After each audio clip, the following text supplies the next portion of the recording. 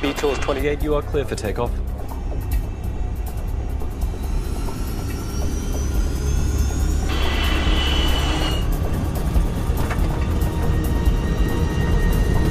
Knots.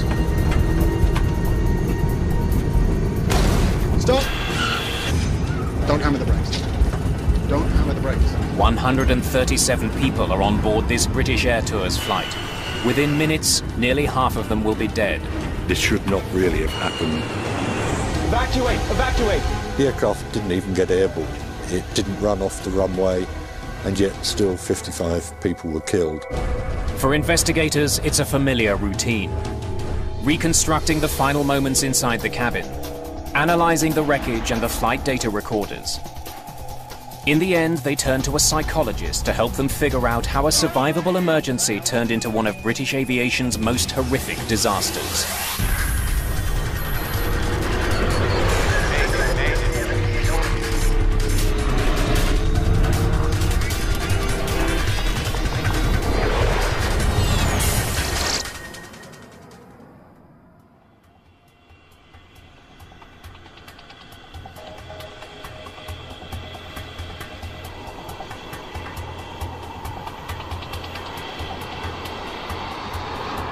It's just before 6 in the morning on August the 22nd, 1985. Manchester's airport is coming to life. The first flights of the day are being prepped for departure. British Air Tours Flight 28 is scheduled to take 131 passengers from Manchester to the Greek island of Corfu. British Air Tours is a division of British Airways, specializing in low-cost flights to vacation destinations. It's a chilly morning. A slight breeze is blowing, ideal flying weather.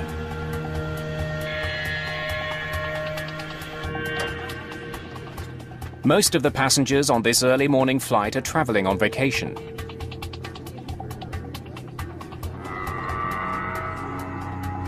Lindsay Davis is heading to Greece with her boyfriend, Charlie Thixon. All right, let's go. We'd been going out with each other for a year, and that's one of the reasons we were so excited about it. You know, it was our first holiday together. Captain Peter Terrington is in command. I was the senior training captain on the fleet. First Officer Brian Love is being trained by Terrington. He was going to perform the takeoff and landing as part of his training. All right, Captain? Yep. Briefing then, Brian. Airfield emergencies, you handling the aircraft. What are the 4 things you're going to stop for? Fire, failure, configuration warning, or you shouting stop. Okay, so you bring the thing to a stop, and I'll take over the aircraft and leave you to deal with the emergency. I'll liaise with ATC, okay? If you've talked about the possibility of an emergency and talked over what you will do, then if it actually happens, it's easier to recall those items. Okay, Brian, start 2. Starting 2. Oil pressure rising. Okay, go on. 25, 26, 27, 28, 29. 129 plus 2 on board, Captain. All strapped in, doors are closed and automatic. Thank you, Arthur. The crew is flying a Boeing 737.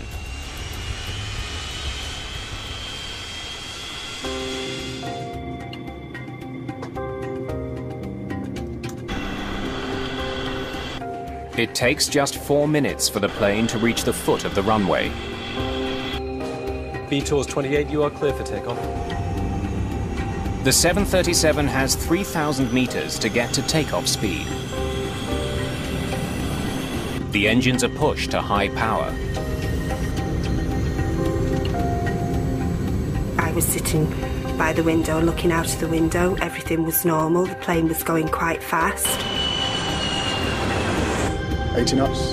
Check.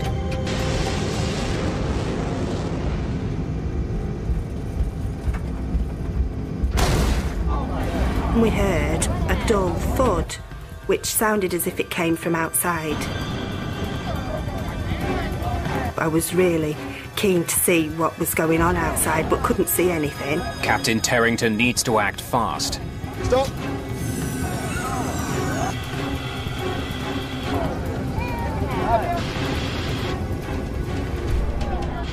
And the immediate reaction was to stop.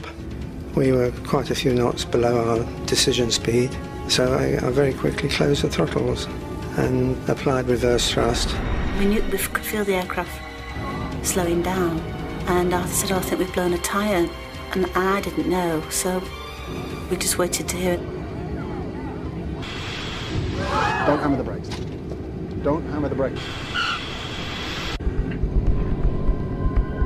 I thought the engine would cause damage to the undercarriage if we braked too strongly. Probably nothing. I wouldn't worry. And just assumed that maybe a tyre had burst, so I wasn't really alarmed at that point. My thought at that time was, oh, okay, we're going to get off this plane and probably have to move all the luggage onto another plane and take off.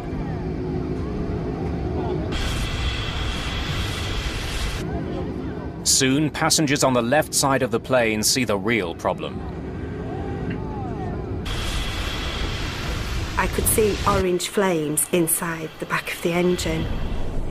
And at that point, I thought, it's obviously not a burst tyre, that wouldn't cause that, and this is perhaps something a bit more serious. Let me by. I'm not staying there. But at that point, I knew that I wanted to get off the plane, and I wasn't happy at all. I knew that there was a fire, and I just wanted to get away from the fire. Smoke is seeping into the cabin. Please sit down. My nearest exit was at the back. I didn't want to go to the back because the smoke was coming in there. So I decided in my mind that I was going to go through the front. I said to Charlie, On, we're going. And that's when I started going towards the front of the plane. Stop it. 28 Mike, we are abandoning takeoff. So we've got a fire on number 1. Looks like there's a lot of fire. Thank you. Plane on fire, runway 24. From where he's sitting, Captain Terrington can't see how bad the fire is. He needs advice from the tower. We have to get the passengers off. I would do by the starboard side. Terrington decides to pull off the runway. Evacuate to the starboard side, please.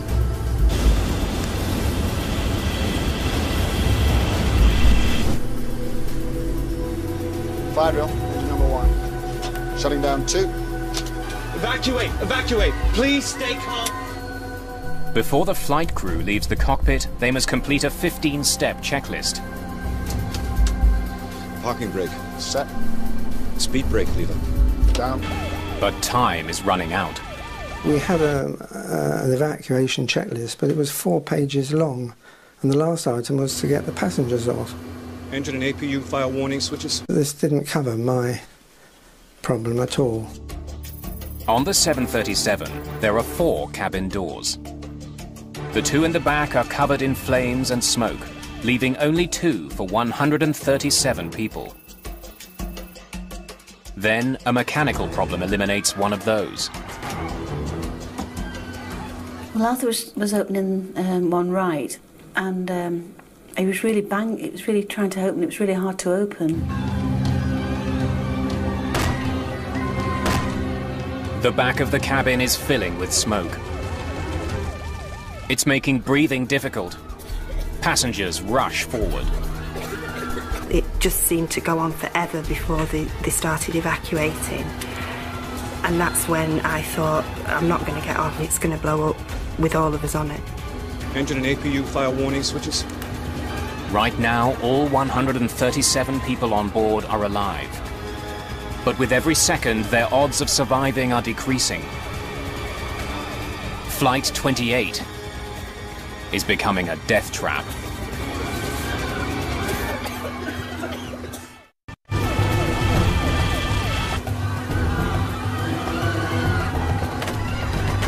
The jammed door on the right side of British Air Tours Flight 28 leaves the crew no choice.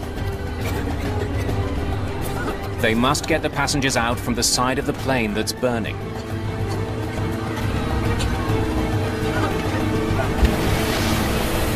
The soon as we opened the door, the fire service were already around, shooting foam up the slide that came into the galley floor. We wanted to start to evacuate the passengers, but there's a bit of a bottleneck and nobody was coming forward. The aisle is quite narrow where the galley is, and they were and then they were pushing forward, and I could see this boy that was really sort of pushed against the wall. He couldn't get out, so I pulled him by his t-shirt, had the yellow t-shirt on, and he sort of tumbled forward, and after that everybody sort of just tumbled in behind him. And we just directed him down the slide.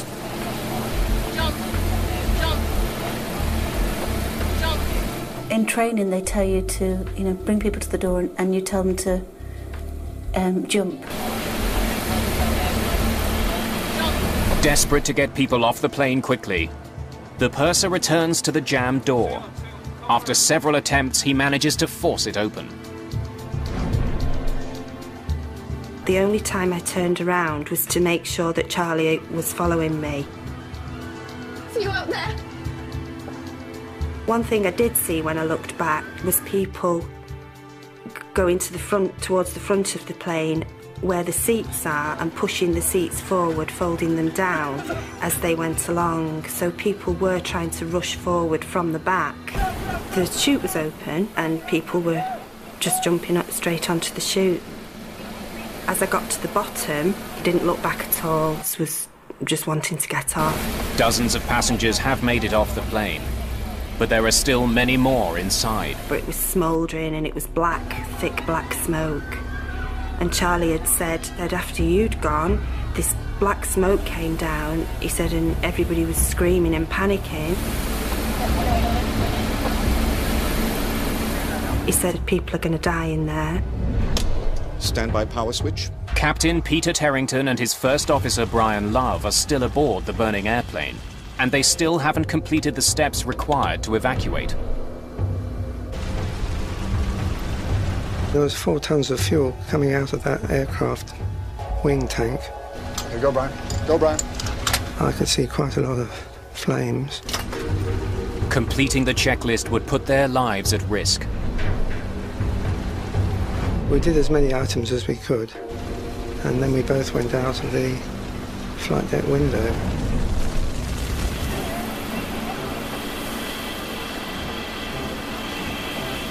There are no more passengers at the exits, so Joanna Toff decides to see if anyone else is left in the cabin. And the smoke was you could touch it. It was so thick, and you could take it was awful, really. No.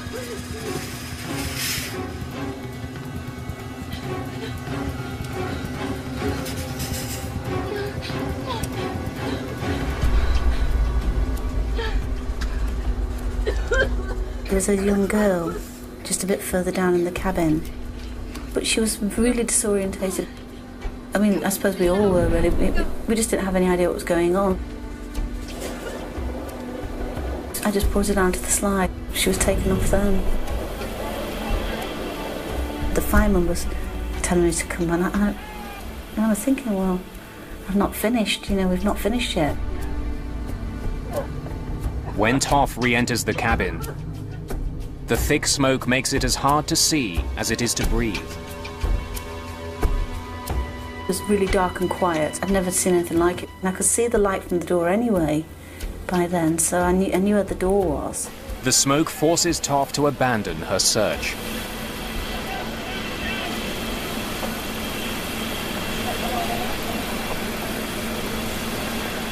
Just minutes after pulling off the runway, British Air Tours Flight 28 has been consumed by fire. We got out of a flight deck which was relatively intact, and when we turned round on the ground, we saw a complete wreck of an aircraft, and it had happened in a matter of seconds. It was dreadful. 54 people are dead. Another would die in hospital.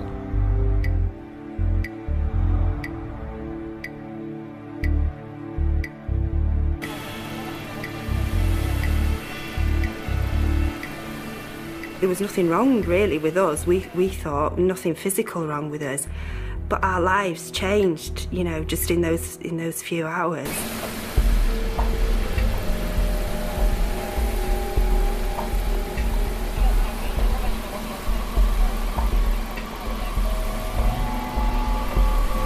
I couldn't breathe. I was virtually out the door, and I couldn't breathe then. The smoke was coming in and everybody just stood up and ran out. It was just a mad panic getting out. It was when the smoke came, you just couldn't see anything at all. Couldn't see anybody. It takes 125 firefighters more than 2 hours to put out the fire. News of the disaster soon spreads around the world. British Prime Minister Margaret Thatcher flies to Manchester to visit the scene. When we get a terrible air crash of this kind, everyone is appalled and shocked, but every single aspect of this accident will be thoroughly investigated. It has to be.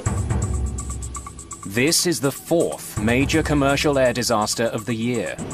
In June of 1985, an Air India jet exploded over the Atlantic Ocean. 329 people were killed. Weeks later, 137 people died when a Delta Airlines flight crashed at Dallas-Fort Worth Airport. And just 10 days before the Manchester crash, the deadliest single aircraft accident in history. Japan Airlines Flight 123, a fully loaded 747, slammed into a mountain, killing 520 people.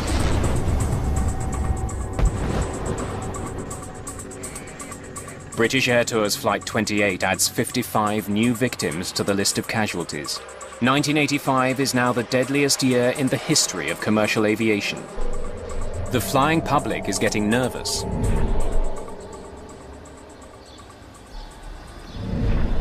Britain's Air Accidents Investigation Branch sends a team to Manchester to unravel the events that led to the catastrophe. Among them, Stephen Moss. He'll be inspecting the plane's engines. This should not really have happened. The aircraft didn't even get airborne. It didn't run off the runway, and yet still 55 people were killed. Chris Prothero is also on the team. His focus is on the fire. We were aware from initial reports that the fire had entered the aircraft very rapidly as the aircraft came to a halt, and that was a focus for me. It doesn't take too long for Stephen Moss to figure out where the trouble started. He sees damage to the plane that was not caused by fire. Well, the first thing we noticed clearly was the hole in the underside of the wing. And right next to it was a gaping hole in the side of the engine. It seems that one had led to the other.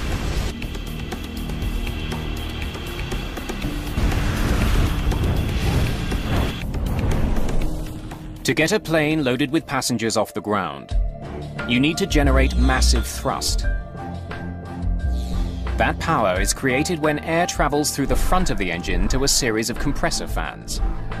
It's then ignited, and the exhaust pushes the plane forward. Something had clearly gone very wrong with Flight 28's left engine.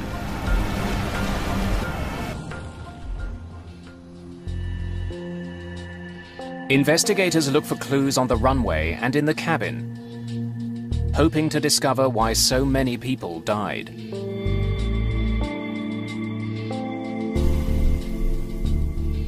Entering the cabin for the first time, there was as with all aircraft fires, there's an overwhelming and pungent smell. Burning plastic, burnt fuel, burning material had dropped down onto seats, and so the aisles were filled up with the remains of overhead lockers. A scene of devastation. The damage in the cabin is revealing. It's almost completely charred up high, but is relatively intact down low. It was clear that there had not been flashover in this particular case.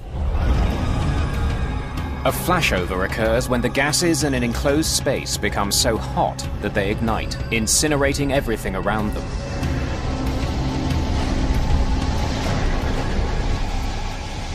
The way Flight 28's cabin is charred tells Prothero about the nature of the fire. Many of the seat squab, cushions, even things like the emergency evacuation cards, which are just plastic laminated cards, were pretty much undamaged. You could have wiped them off and put them on another aircraft and nobody would have known they'd been in this accident, whereas at the upper levels in the fuselage there was a great deal of heat damage, and this is not a characteristic of a flashover. The fire in the cabin had been severe, but should not have been catastrophic. This leaves investigators with two questions. Why did so many people die? And what caused the fire? The answer to the second question may be outside the plane, lying on the runway. Investigators find a large piece of dome-shaped metal along the plane's path. Stephen Moss can see it's from a piece of the engine called a combustor can. It looks like there'd been a separation of the can from the front end from the back end. The combustion chamber of the 737's jet engines contains 9 combustor cans. It's where fuel and air are mixed and ignited, so each can needs to withstand intense heat.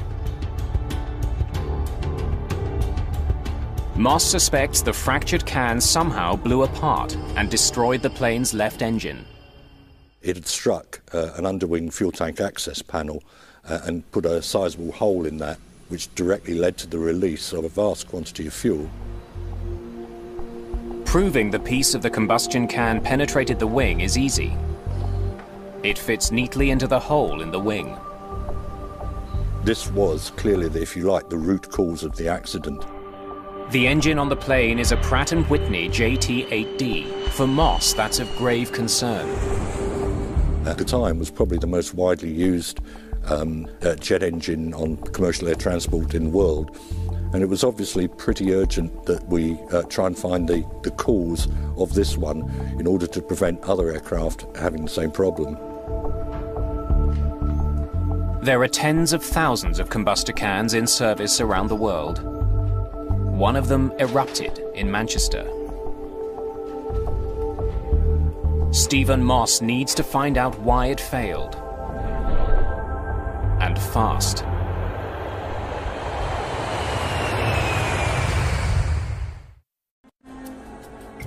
Investigators looking into the deadly fire on board British Air Tour's Flight 28 study the plane's maintenance log. They discover the combustor can that ruptured had previously been repaired. We needed to look at that repair and how effective it was. During a routine inspection a year and a half earlier, mechanics had found small cracks in some of the combustor cans.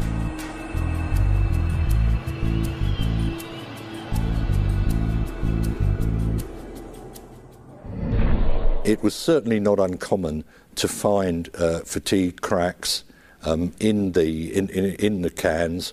They're operating in a high temperature environment. The manuals give various schemes for repairing these cracks. Investigators find mechanics repaired the cracks according to a procedure laid out in the engine repair manual. They welded them closed. But the crack on can number 9 was unusually long. The overhaul manual did not give any limit on the length of crack that could be repaired, and it was a longer crack than had been experienced before. It was still repaired. After the repaired cans were put back in the engine, mechanics had no way of knowing the weld didn't effectively seal the crack. That's because the cans can't be inspected while the engine is on the plane. Since the repair, there were 11 reports of slow acceleration from the engine that exploded in Manchester. A damaged combustor can could have been a reason for the problem. But troubleshooting guides available to mechanics in Manchester didn't list that as a potential cause. Instead, Pratt & Whitney offered other ways to fix the acceleration problem. It didn't seem to ring any great alarm bells with them, if you like. They'd seen it before, and it had never turned out to be anything serious. So mechanics in Manchester made minor adjustments to fix the plane's idle speed and kept the plane in operation. Cockpit voice recordings revealed that the crew of Flight 28 was aware there was a problem with slow acceleration. Slow acceleration on number 1 engine day before yesterday. I was on the flight, yes, sir. Engineers signed off on it. But the log entry led Captain Terrington to believe that the problem had been fixed. A comment in the tech log for the flight before the last one, that the engine was slow in accelerating. It wasn't apparent as a serious problem because the engineers had done some work and the aircraft had been flying the previous day with no problems. The idle speed adjustments didn't fix the real problem, the cracked combustor can. And it reached the breaking point on Flight 28. Stopping. 28 Mike, we are abandoning takeoff. Evacuate! Evacuate! Please stay calm and don't panic. If the airline had inspected the cans, I think there is no doubt that they would have seen the problem. Investigators now know the origins of the Manchester disaster. The welded crack in combustor can number 9 gave way as Flight 28 sped down the runway. The front of the can was ejected from the engine and put a hole in the underside of the left wing. That led to a huge fuel leak onto the damaged engine, which caused the fire. Engine fires are not uncommon. The body of a 737 is insulated with fire-retardant material to protect the cabin. Investigators still don't understand how a fire outside the plane spread into the cabin as quickly as it did. Fire Inspector Chris Prothero finds part of the answer from viewing photographs of the plane as it sped down the runway. It was clear from these photographs that there was a very dynamic phase to the fire whilst the aircraft was at speed on the runway, which produced this energetic, turbulent, sort of blowtorching type of fire, visually anyway, trailing behind the aircraft. A press photo from the day of the crash leads Prothero to a new theory. The photographs of the aircraft that appeared in the press showed the left thrust reverser deployed. The general impression that one got visually from that photograph was that the thrust reversers had effectively blowtorched fire against the side of the fuselage, and that, if you like, was the explanation as to why the fire had penetrated so quickly. That photograph and the implications of it actually therefore loomed quite large. Stop! There are several ways to bring a speeding jetliner to a halt. One is with the brakes. Don't hammer the brakes. Another is with the engine's thrust reversers. Thrust reversers redirect the exhaust from the jet engine forwards. This helps slow the plane down. It looked as though the thrust reversers had simply blown this big fire on the left of the aircraft directly onto the side of the aircraft, directly onto the rear fuselage. That would explain why the fire destroyed the cabin so quickly. It now seems possible that Captain Terrington made the fire worse by trying to slow his plane down. But Prothero has two good reasons to doubt his theory. One is the location where charring from the burning exhaust gas, or efflux, was found.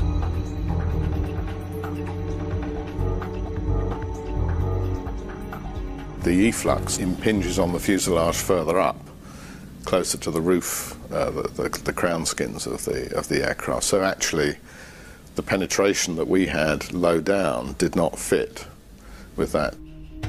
And the other reason is, by the time the thrust reversers were deployed, the left engine had already exploded. But to act as a blowtorch, the engine would have needed considerable exhaust. We We did calculations to confirm that the residual thrust from that engine would not have had the energy to have this effect. That confirmed that the thrust reversers couldn't actually have played any role, or significant role anyway, in the fire's severity. Clearly, something other than the thrusters had caused the fire to spread so quickly. Prothero looks more closely at the data. After examining weather reports from the day of the accident, he finds the answer.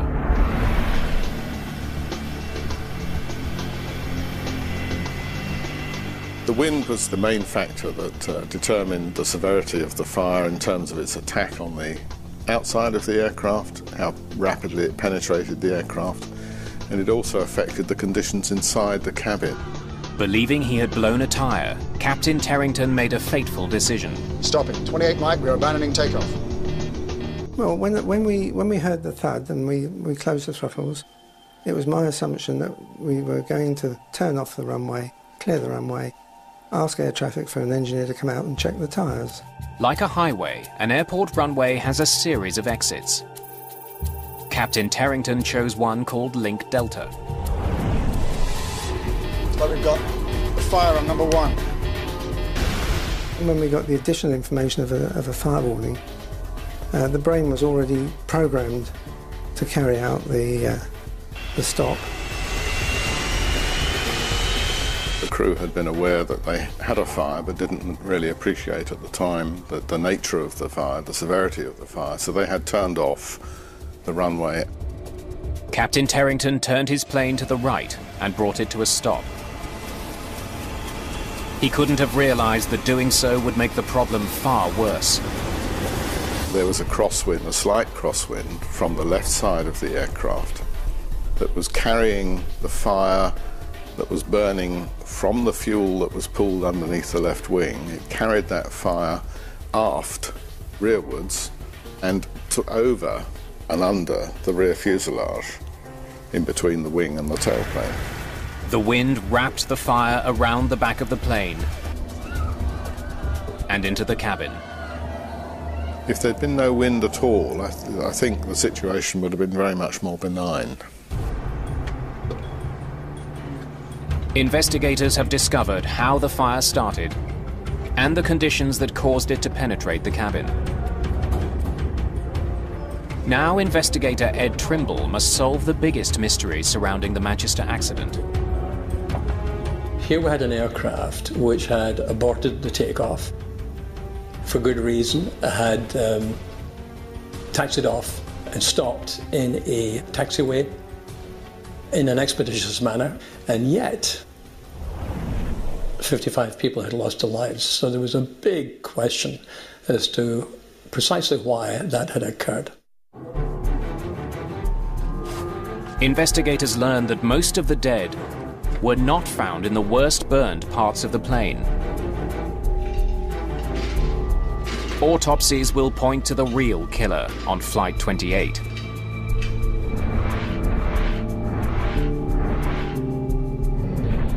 Of the 54 people who died in the cabin, only 6 had suffered serious burns. All the rest died from smoke inhalation. It seems the smoke in the cabin was particularly lethal.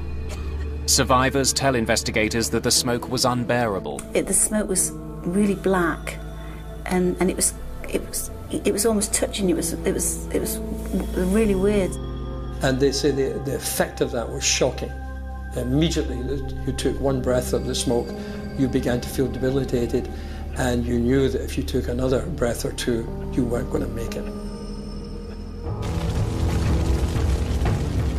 At the time of the Manchester accident, the effects of fire on an airplane had been well studied and understood, but the effects of smoke were not. To figure out what made the smoke so toxic, Trimble decides to recreate the fire that burned on Flight 28. We were trying to model not only the gases which were produced, but also the kind of threat levels which were produced. The smoke that filled the plane was from materials burning inside the cabin. The foam in the seats, the wool in the carpets, and the plastic overhead bins all release poisonous fumes. Those conditions are recreated by burning those same materials. Trimble discovers the passengers on Flight 28 inhaled smoke that contained a deadly blend of poisonous gases, including high levels of carbon monoxide and hydrogen cyanide. Now he desperately needs to find out if there's any way to protect airline passengers from that kind of smoke. So it seemed to me pretty clear that unless we could protect people's respiratory systems from the assault from such combustion gases, there was little that we could do to improve survival chances from aircraft fires. Over the course of 5 weeks, investigators run dozens of tests, experimenting with different filters.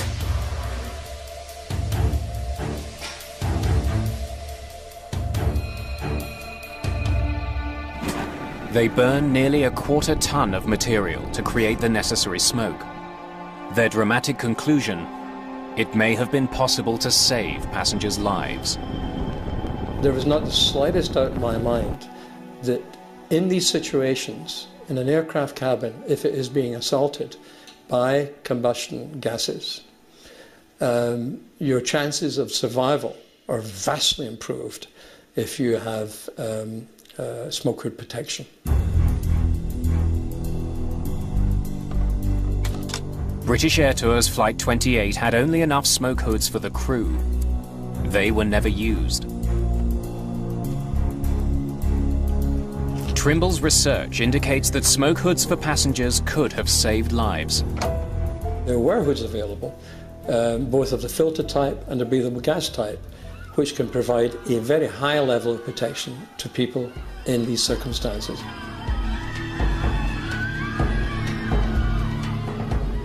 Many of the passengers on Flight 28 would have survived with a few more minutes of breathing time. It was in a blink of an eye, you know, from the time, you know, we stopped on the runway, you know, just within a few minutes, and it was all over, really. A full Boeing 737 is designed to be evacuated in less than 2 minutes. So even without additional time, more of the passengers on Flight 28 should have been able to get off. To discover why so many people never made it off the plane, investigators turned to an unlikely source for the answer.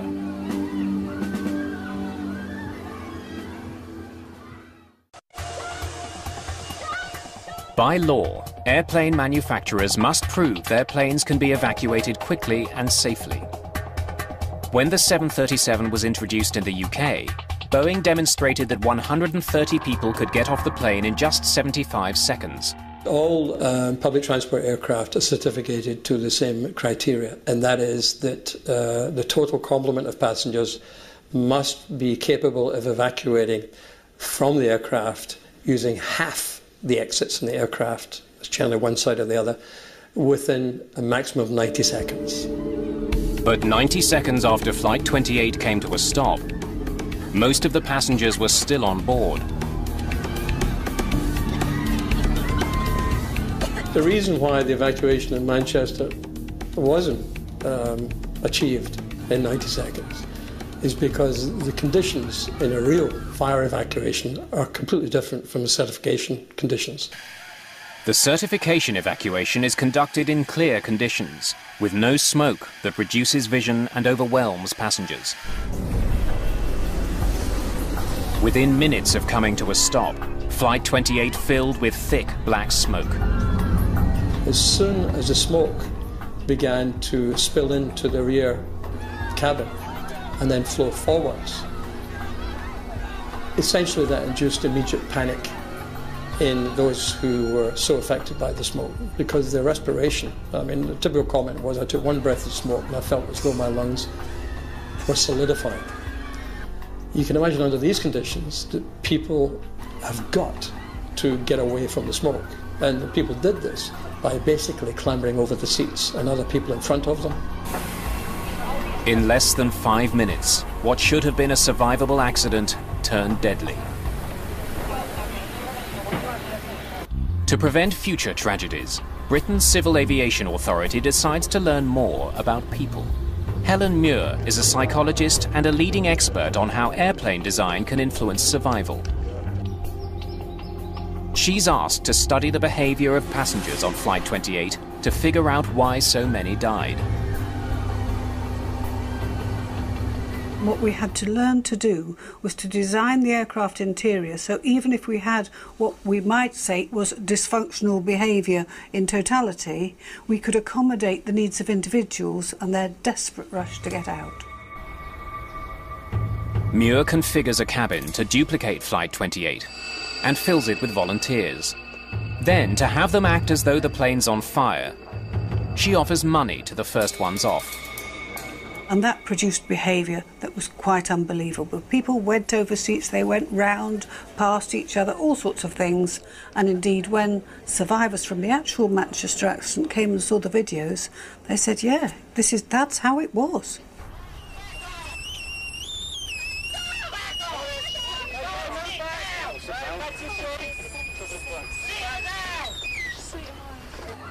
The evacuation of Flight 28 was slowed by the fact that passengers became jammed in the bulkhead opening separating the main cabin from the galley.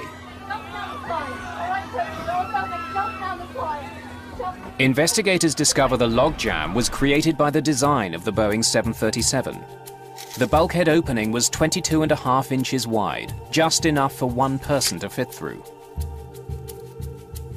But what they wanted to know was how much wider would they have to make it for people not to get stopped and blocked. We were trying to do as much as we could to recreate the situation which had happened at Manchester and then to systematically vary the aircraft interior to see what changes would improve the situation for passengers. Muir's tests showed the narrow bulkhead opening created bottlenecks that flight attendants had to constantly clear. Increasing the width to 30 inches greatly improved the movement of passengers.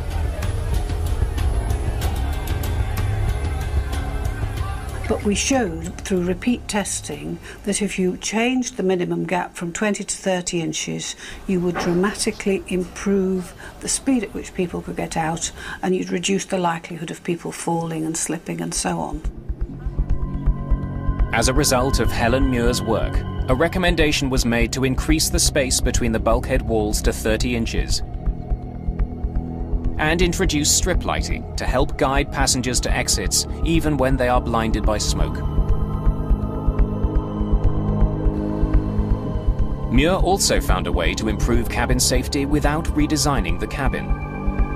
Please sit down. She conducted research on the behavior of the cabin crew in emergencies and found that passengers get off a plane much faster with a highly assertive crew.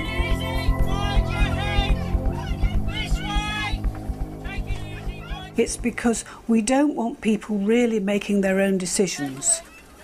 We want people to do exactly what the cabin crew or the procedures state, and we don't want people hesitating, particularly at the door. Helen Muir's research prompted manufacturers to redesign cabins to make them safer. But one safety feature remains controversial: smoke hoods. Ed Trimble believes they should be mandatory on all commercial flights. Without a doubt. Without a doubt. Helen Muir is less convinced. She studied how smoke hoods affect passenger behavior and is worried they would slow down the orderly evacuation of an airplane. We know you've only got literally 1.5 to 2 minutes for everybody to get out. What we don't want to have is something which is difficult to put on, and so it slows people getting down. The most important lesson of British Air Tours Flight 28 is that seconds matter. It's now universally accepted that it takes 90 seconds from the first sign of fire before it becomes unsurvivable. The passengers on Flight 28 lost valuable time when the starboard side door jammed. The investigators determined that the slide mechanism deployed too early, preventing the door from opening. There was a flaw that led the slide container's lid to jam if the door is opened too quickly. After the Manchester accident, Boeing quickly redesigned the system so that couldn't happen. But the recommendations made by the AAIB weren't adopted quickly enough to save lives 6 years later. In 1991, a Boeing 737 slammed into another plane on the runway in Los Angeles and caught fire. Many of the 22 people who died were overcome by smoke before they could get out. But in 2005, the crash of an Air France jet in Toronto showed how much has changed since the Manchester accident.